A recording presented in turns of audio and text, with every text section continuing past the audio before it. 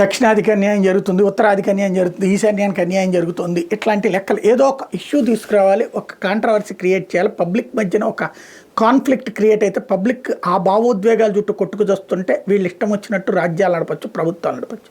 ఇప్పుడు స్టాలిన్ అంటాడు దక్షిణాది రాష్ట్రాలకి తగ్గిపోతున్నాయి సీట్లు, తగ్గవు అని ఓపెన్గా చెప్పుకొచ్చింది కేంద్ర ప్రభుత్వం. నరేంద్ర మోడీ చెప్తున్నాడు, అమిత్ షా చెప్తున్నాడు. ఆ ప్రపోజల్ రాకముందే ఈ సీన్ అంతా ఎందుకు? తనకి అక్కడ ఓ పక్కన విజయ్తో థ్రెట్, రెండో పక్కన ఏఐడిఎంకే బీజేపీ జట్టు కట్టేస్తే కనుక తన పని అయిపోతుందని తెలుసు. అందుకనినే కథ నడపాలి. ఓకే, స్టాలిన్ చెప్పింది కరెక్ట్ అనుకుందాం. మరి జనాభా ప్రాతిపదికన కాకుండా ఏ ప్రాతిపదికన ఇవ్వాలి? భూమి ప్రాతిపదికన ఇవ్వాలా?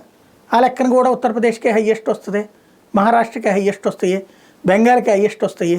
భూమి ప్రాతిపదికన చేసుకున్నా భూమి ప్రాతిపదికన ఎవడు చేసుకోడు కదా. ఈశాన్య రాష్ట్రాలకు కూడా అప్పుడు బోల్డ్ సీట్లు ఇవ్వాల్సి వస్తుంది. అప్పుడు 50,000 మందికి ఒక పార్లమెంటరీ సెగ్మెంట్ అవుతుంది ఈశాన్య రాష్ట్రాల లాంటి చోట్ల. కాశ్మీర్ లాంటి చోట్ల అప్పుడు 25,000 మందికి ఒక పార్లమెంట్ సీట్ అవుతుంది. సాధ్యమా?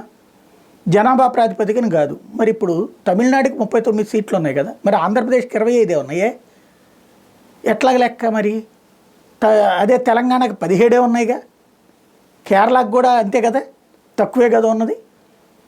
మరి దక్షిణాదిలో మిగతా రాష్ట్రాల కంటే పెత్తనం ఎందుకు వచ్చింది వాళ్ళకి? కర్ణాటక ఉంది, అక్కడ 28 కదా ఉంది.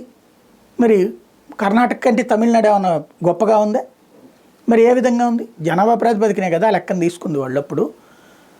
ఆ లెక్కనైతే ఉమ్మడి ఆంధ్రప్రదేశ్లో తెనాలి పార్లమెంట్ సీట్ ఉండేది, తెనాలికి కూడా ఒక పార్లమెంట్ సీట్ ఉండేది, దాన్ని తీసేశారు. తెలంగాణలో మల్కాజ్గిరికి ఇచ్చారు కొత్తగా సీటు. మరి అప్పుడు ఏం చేయాలా? అప్పుడు కాంగ్రెస్ పార్టీని అధికారంలోకి ఉంది కాబట్టి ఓ ప్రాతిపదిక ఏదో ఒకటి కావాలి. సీట్లు తగ్గిపోతే తప్పు, పెరిగేటటువంటి సందర్భంలో మిగతా వాళ్ళతో సమానంగా పెరగలేదంటే దాన్ని ఇష్యూ క్రియేట్ చేయాలనుకోవడమే ఇక్కడ విచిత్రమైనటువంటి గేమ్. అందరూ కూడా స్టాలిన్ అడగచ్చు కదా, మరి నీకెందుకయ్యా ఎక్కువ, మా అందరితో సమానంగా రావాలి కదా, నువ్వు మాతో సమానంగా తక్కువకి రా అని చెప్తారా? చెప్పరు కదా.